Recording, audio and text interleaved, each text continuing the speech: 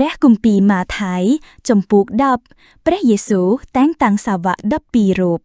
1ការទ្រង់បានហៅពួកសេះទាំង12នាក់មកហើយនោះក៏ប្រទានឲ្យគេមានអំណាចអាចនឹងដេញអារ៉ាអាសោចហើយនឹងមើលគ្រប់ទាំងជំងឺរោគានិងចរាពិការទាំងអង្គឲ្យបានជាផង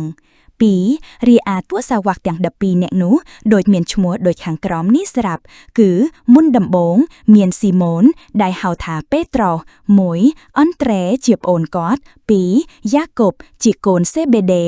1និងយ៉ូហាន់ជាប្អូនគាត់1 3ភីលីប1បាថូឡូមេ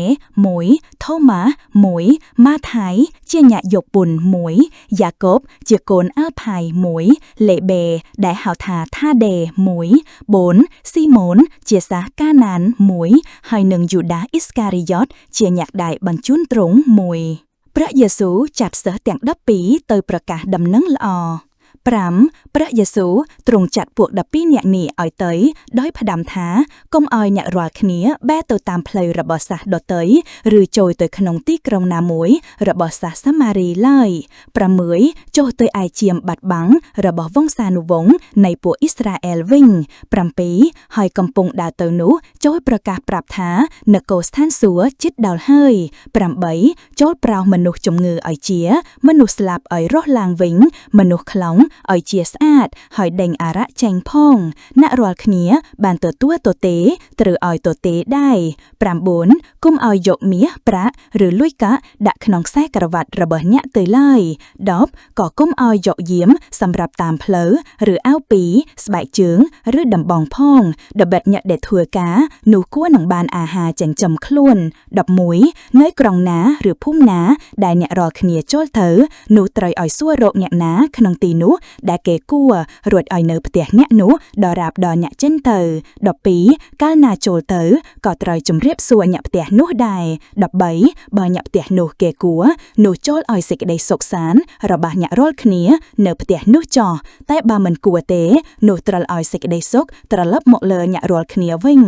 14បើអ្នកណាមិនទទួលឬមិនស្ដាប់តាមពាក្យអ្នកនោះត្រូវឲ្យអ្នករាល់គ្នាចោះពីផ្ទះនោះឬចេញពីក្រុងនោះរួចរលាស់ធូលីពីជើងញាក់ចាញ់15ក្នុងប្រាប់អ្នករាល់គ្នាជាប្រាកដថានៅថ្ងៃជំនុំជម្រើសក្រុងសូដុមនិងក្រុងកូម៉ូរ៉ានឹងត្រាំបានងាយជាងក្រុងនោះវិញអំពីការបៀតបៀន16ណែខ្មាំងចាត់អ្នករាល់គ្នាឲ្យទៅដោយជាជាមនៅកណ្ដាលហ្វូងស្វានដូច្នេះចូលធ្វើជាអ្នកឆ្លាតដូចជាពស់ហើយសុភាពដូចព្រាប12ត្រូវឲ្យប្រយ័ត្ននឹងមនុស្សលោកដបិតគេនឹងបញ្ជូនអ្នករាល់គ្នាទៅក្រុមជំនុំហើយនឹងវាយអ្នករាល់គ្នានឹងរំពាត់នៅក្នុងសាលាប្រជុំ18អ្នករាល់គ្នានឹងត្រូវគេបញ្ជូនទៅនៅមុខចៅហ្វាយខាណិតហើយនៅចំពោះស្ដេចដោយប្រុសខ្ញុំទុកជាទីបន្ទាត់ដល់លោកទាំងអស់នោះហើយនឹងពួកសាសដតីដែរ19ប៉ុន្តែកាលណាគេចាប់បញ្ជូនអ្នករាល់គ្នាទៅនោះកុំឲ្យថប់ព្រួយពីបែបនិយាយឬពីពាក្យដែលត្រូវថាឡើយពីព្រោះសេចក្តីដែលត្រូវនិយាយនឹងបានប្រទានមកអ្នករាល់គ្នានៅវេលានោះឯង20ដបិតមិនមែនជាអ្នករាល់គ្នាដែលត្រូវនិយាយទេគឺជាព្រះវិញ្ញាណរបស់ព្រះវរបិតានៃអ្នកទេតាដែលទ្រង់មានព្រះបន្ទូលក្នុងខ្លួនអ្នកវិញ21បងប្អូននឹងបញ្ជូនគ្នាឲ្យត្រូវស្លាប់ឪពុកនឹងបញ្ជូនកូនហើយកូននឹងលើកគ្នាទោះនឹងឪពុកម្ដាយព្រមទាំងសម្លាប់គាត់ផង22មនុស្សទាំងអស់នឹងស្អប់អ្នករាល់គ្នាដោយប្រុសឈ្មោះខ្ញុំប៉ុន្តែអ្នកណាដែលកាន់ខ្ជាបដល់រាបដល់ចុងបំផុតអ្នកនោះនឹងបានសង្គ្រោះវិញ